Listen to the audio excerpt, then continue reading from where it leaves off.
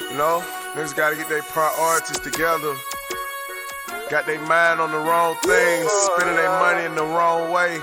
Trapaholics, real trap shit. Say you need that car with the rims and that charm, just like Jim. It's more than life. Yeah. I'm telling you. Talk to him. Say you need that LV bag with the belt and the hat. That's all you got though. It's more than life. Yeah. Talk to him. Real. Say you wanna turn up at the club, like some bottles, impress them girls. It's more than life. Fucking everybody. Yeah. Damn, son, where'd you find this? Good evening, everyone, and welcome to Saints and Appetizers podcast. And who dat? And we've got mostly main course this evening. Got several topics to get through, but first thing I want to do is I want to congratulate the LSU men's Tigers baseball team for bringing home once again another national championship. That's two in a row the LSU Tigers have brought home in recent times, with previously being the women's basketball NCAA championship, and now bringing home the baseball championship, men's World Series baseball championship.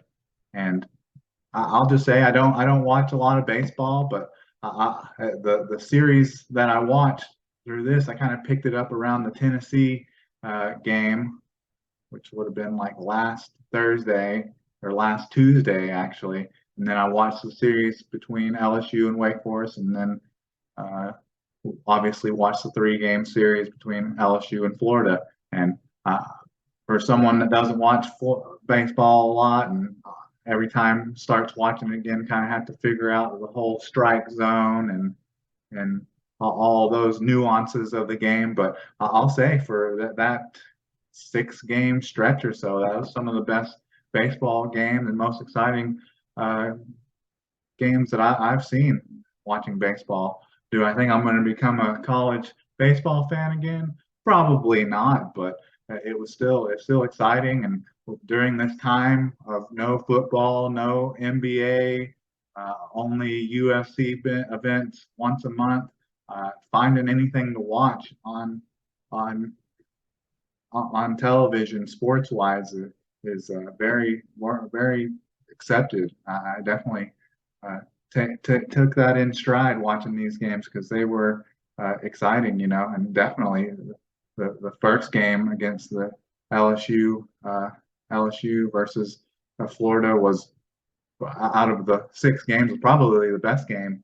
And then, man, things just kind of got off the rail a little bit these last 2 games. It was looking bad there after the second game. It looked like at first it looked like, with the Tigers winning the first game, it looked like maybe they were going to go and sweep Florida, and that was far from what happened, with them getting blown out 24-4. And I was thinking for sure that they were going to start their starter, their hot hand pitcher, probably going to be a top 3 pick in Paul Skeens.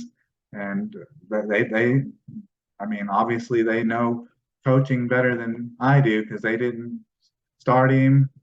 He didn't play at all in this game, and their bats were hot. It was like a complete role reversal with the batters, because then they go on and score 18-4 in a blowout of their own, taking home the championship.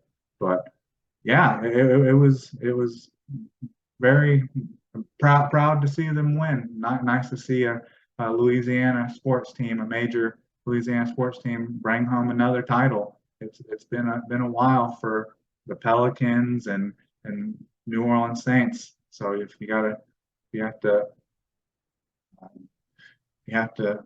resort to college sports and baseball, then hey, I'm all for it. But yeah, it'd be interesting to see with the MLB draft coming up, where Paul Skeens goes, and Dylan Cruz. Both those guys, it kind of tells you why LSU was so good because they have two top three MLB draft picks on their team. But yeah, that was something to watch. So I just have to wait another month or so until preseason football starts. But that's enough LSU talk. That's enough college sports talk. We'll get on to some of the main courses here. And the first one I wanted to talk about, some of these uh, topics are kind of spread out. I'm only coming in here doing a podcast about once a week now, so and because it's the off season and news stories are hard to come by, sometimes you just gotta wait for the news and things like that to kind of build up over time because there aren't any really newsworthy stories, but there's little uh, tic tacs, little ones here and there. But we'll go through some of them to kind of get everyone kind of caught up on what's been going on here recently, which it's probably a good thing that there hasn't been much. But anyways, first thing I want to talk about is Peyton Manning. He's pumped up. He thinks it's a good marriage between the Saints and Derek Carr. So that's it's kind of a good, nice to see that a local boy, a local star quarterback, Hall of Famer in himself, is speaking highly of Derek Carr and what he could possibly bring to the New Orleans Saints. I say I take this in with a grain of salt because he's basically saying these pretty much exact same things as he's saying about Derek Carr. He's saying about Sean Payton as well, because you got to remember he was a Denver Bronco as well. So obviously, his dad was a quarterback of the Saints forever and Archie Manning, but of course he's going to have these nice things to say about starting quarterback for the Saints, but also he's going to have nice things to say about the new head coach of the Denver Broncos. But he just talked about how he thought that Derek Carr was like a good player, and he had given like pretty much everything he had to the Raiders, and he kind of knew that same sentiment, because that happened to him when he was with the Indianapolis Colts. He gave pretty much everything that he had to the Colts, and before you know it, they're throwing him to the curb as if he's broken down, not good anymore. And then he goes on to Denver and goes to 2 Super Bowls and wins one. So to hope that Derek Carr can have half as much luck as that would be amazing. But he just talked about having been in similar football camps that were ran by Derek Carr and John Gruden, and talked about how Derek Carr told him stories and moments in games where he had seen checks and things at the line where Peyton Manning ended up getting hit in the back, or players were coming unblocked, and he was just Peyton Manning just talked about how he thought that was pretty impressive that Derek Carr remembered specific plays and moments from games of Peyton Manning's when he was with the Indianapolis Colts playing the Houston Texans, because Houston Texans, that's originally where David Carr, Derek Carr's older brother, was drafted first overall. So I imagine he saw quite a bit of the Houston Texans and maybe the Indianapolis Colts live when they came to Houston. But after that, he I guess he gave Derek Carr, Derek Carr's number and information, contact information to Archie Manning, so Archie Manning can kind of give him a layout and of what's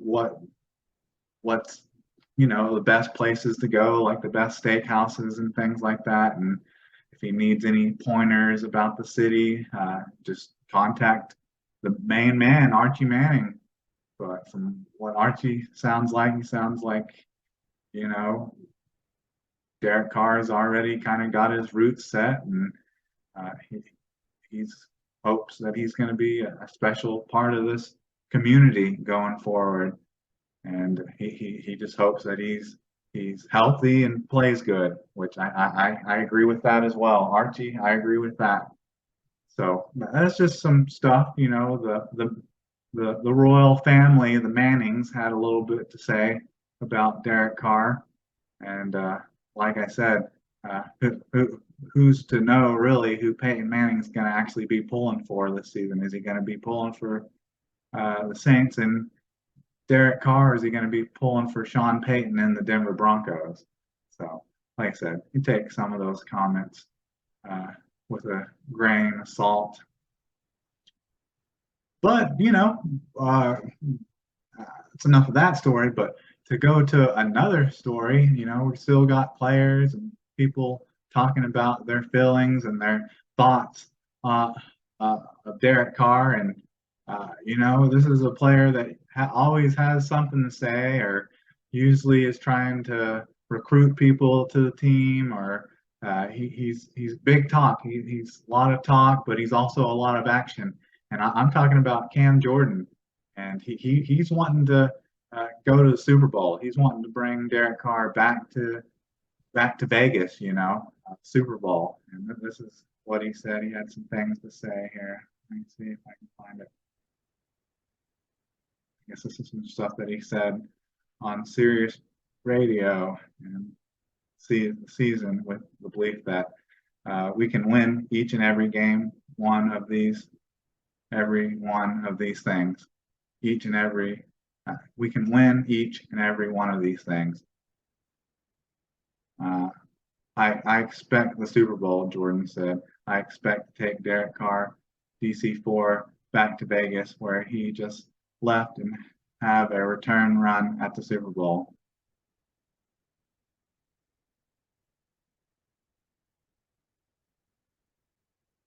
Because he just went on to say that, and how, like, during a season, you're not expecting to just win 10 games. That's not what you want to do. You want to win all of them. You want to win the Super Bowl.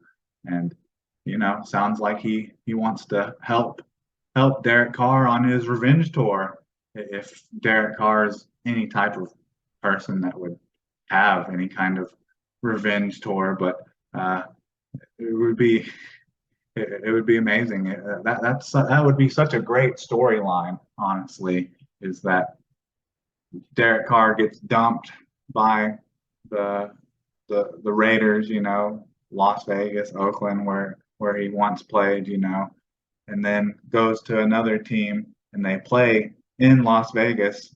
The Super Bowl is in Las Vegas, and he ends up playing in it the next season. And that would be a great storyline. Like, NFL, if you're listening, I got a pretty good script over here. Derek Carr, Cam Jordan, they got a pretty good script. I mean, the last couple of years, what was it, 2 years in a row, 2020 and 2021, they had two teams in a row play and win Super Bowls at their home stadiums, when it had never happened in like the 100 years of the NFL. That had never happened before. And then it happens 2 years in a row. So, we got a pretty good story over here too. We got a good script over here. So hopefully we'll get to see that. Hopefully Derek Carr plays great. Hopefully Cam Jordan, Demario Davis, hopefully those older guys have at least one more good year in them. Let's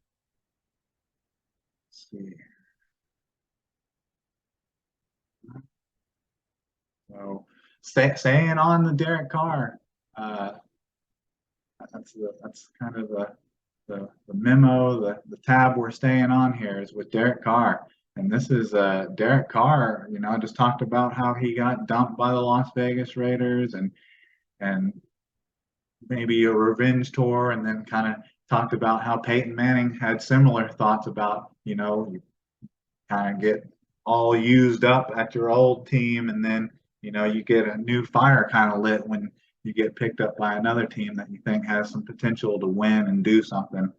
And this is something I wasn't really expecting to hear from Derek Carr. Him to have any kind of comments about his old team in the Raiders. I feel that he's a pretty gracious person and doesn't like to stir the pot or anything like that much. But man, he had some comments for the Raiders. I guess these comments will get back to them somehow, but this is what he had to say here. This is from the Fresno Bee.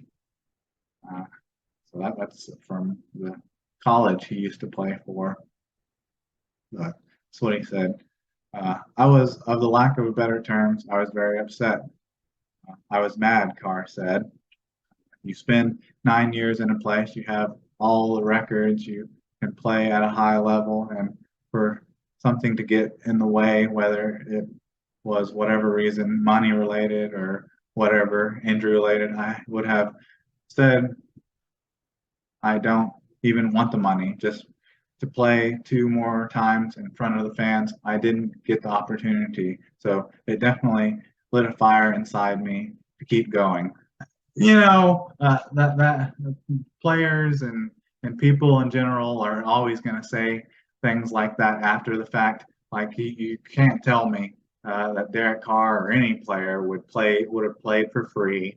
And Derek Carr, he's a Saint now, but I'm coming at these comments with a little bit of insight of what players really do or people in general really do. So, it's easy to say after the fact that he wouldn't have played, would have played for free, even though that was the whole issue with him playing those last 2 games is because, they didn't want to have to guarantee him like what, $30 million, $20 million or something if he got hurt in those last 2 games, because then it would have been guaranteed. So, it was just business decision, and let's see what else Carr said.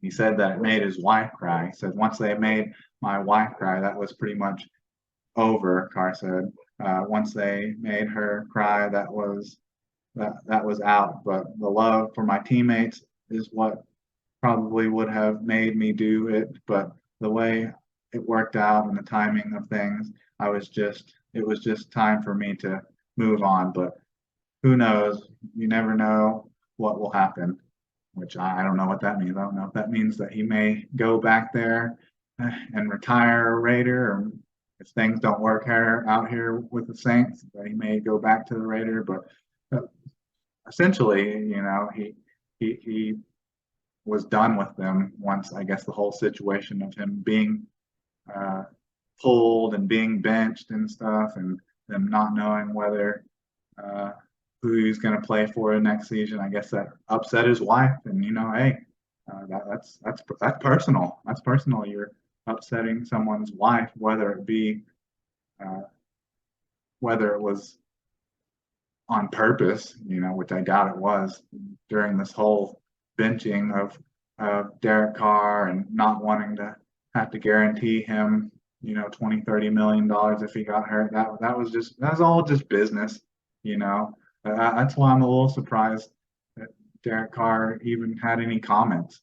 He's a pretty gracious person that doesn't like to ruffle feathers. So seeing these comments was a little surprising to me, but maybe it's a good thing. Maybe that means if he's saying stuff like this and he's saying that he's fired up, hoping that you got a new fire lit under you. Hopefully that's true, and hopefully he displays that through 17 games. And, not like Archie said in the previous, he hopes he's healthy and plays good. That's all I could ask for. It's all Saints fans could ask for, at least from him. There's a whole more rest of a team, and it's not just Derek Carr, but him playing at a high level would go a long way. All right. And this is kind of the last thing here. I haven't mentioned it. I haven't mentioned anything about Hard Knocks, but it looks like they're kind of getting close to maybe picking a team for the Hard Knocks, the HBO program. And I think in recent comments, Dennis Allen said he'd rather not be on Hard Knocks. I think all the teams that were kind of eligible for Hard Knocks, Chicago Bears, Saints, New York Jets, Washington Commanders, all those teams pretty much said that they don't particularly want to be on Hard Knocks. I think only the Washington Commanders said that they would be fine with it if they were, but it's not particularly what they want. But you know, I, I don't know what the odds are. I think I saw something like there's been what 19 teams or something on Hard Knocks, and 7 of them have made the playoffs, and 12 have missed the playoffs. So it's a little bit over 500 that don't end up making the playoffs due to it. Do I really think that that would be that big of a distraction to have the HBO Hard Knock cameras in the building? I don't know. Hard to say. But you know, if we're just wanting this team to win and be successful, then probably don't want the Hard Knocks cameras and stuff around. For wanting to get inside look of the Saints facility and players and things that we've never seen or heard before, then we probably do want them. So it's like kind of juggling that as a fan and a spectator, But according to Pro Football Talk, Mike Florio has the Jets bracing for the call from Hard Knocks, despite making it publicly known and privately that their lack of interest as the focal point of this year's show, which obviously the NFL and HBO don't care about them not wanting to be on the show. And I would say majority of the league football fans and things like that aren't Saints fans or aren't Jets fans probably want to see the Jets. They want to see Aaron Rodgers. They want to see that young, talented team in the New York Jets that everyone's hyping up, saying that it's kind of like Super Bowl or bust for them. So would they be the better choice out of the Saints? Probably. I think they would be better reality TV. And I was just talking about how teams, that have been on Hard Knock, there's a little over 500 of them, half, a little more than half don't make the playoffs, But speaking of the New York Jets, last time they were on Hard Knocks, which was forever ago, that was back in 2010, they ended up winning 11 games, went 11-5, and went all the way to the AFC Championship game. So, and the rules on this have changed, I guess. So just because you're on Hard Knocks doesn't mean you can't be good. But the rules have changed obviously since then, because the rules are that you can't have a first year head coach, haven't made the playoffs in the past 2 seasons, and have not been the subject of Hard Knocks in the last decade. So that rule must have changed there a little bit, because in 2009 the New York Jets had just been to an AFC Championship game, which they ended up losing both of them. So that rule must have been changed, that team can't have been in the playoffs in the last 2 seasons. But as a Saints fan, I would probably enjoy watching the Saints on Hard Knocks, just because, like I said, you have me over here watching the LSU Tigers World Series, because there's nothing else to watch. And then I watched the Breakers get completely destroyed. The New Orleans Breakers get completely destroyed on the same day. That was later in the evening. They just completely didn't show up against the Birmingham Stallions. So giving me something to watch, I'd probably enjoy it. But as a podcaster and a fan that's just strictly wants them to win, probably not. And I think it would honestly, even if it's not the Saints, watching the Jets and Aaron Rodgers and that whole New York Jets and the whole media that's surrounding that team, I think that would be a pretty enjoyable thing to watch as well. But anyways, I think that's all I have for you this evening. Had some notes to go over, and just wanted to congratulate the LSU men's baseball team. So with that, who dat? And can I get a check, please?